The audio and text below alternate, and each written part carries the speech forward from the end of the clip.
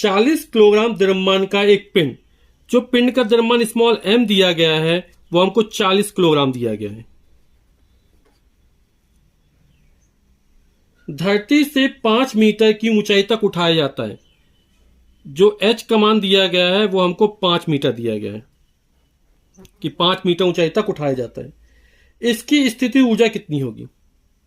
और g का मान नीचे दिया गया हमको 10 मीटर प्रति सेकंड स्क्वायर या 10 मीटर सेकंड की घाते -2। हमें स्थिति ऊर्जा ज्ञात करनी है, तो पिंड की स्थिति ऊर्जा क्या हो जाएगी? सूत्र होता है mgh।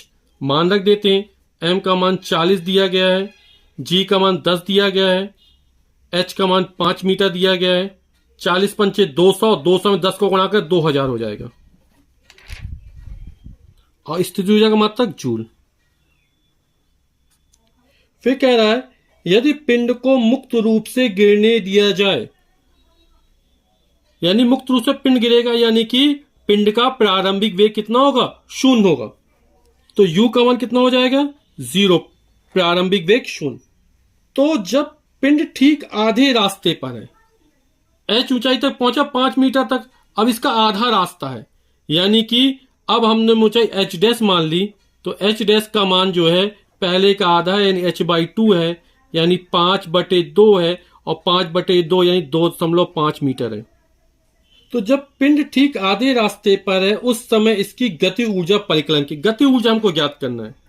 u हो गया, उसके द्वारा चली गई दूरी हो गई 2.5 मीटर। यदि हमें वेग पता चल जाए v, तो हम गति ऊर्जा उसकी निकाल देंगे, क्योंकि पिंड का द्रव्यमान कितना है? 40 किलोग्राम है।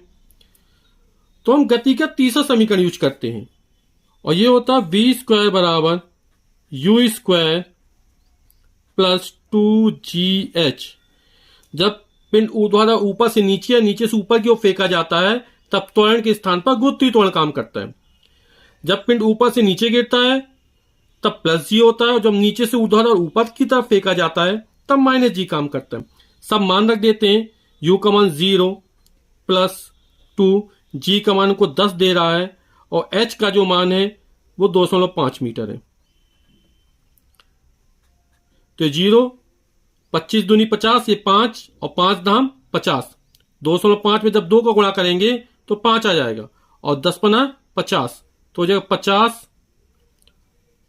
v² का मान कितना निकला? 50 निकल आया।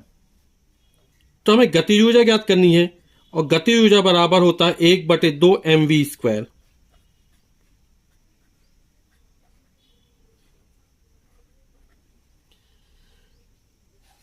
तो 1/2 m का जो मान है हमको 40 किलोग्राम दिया गया है, और v² का मान सीधे 50 निकाला है।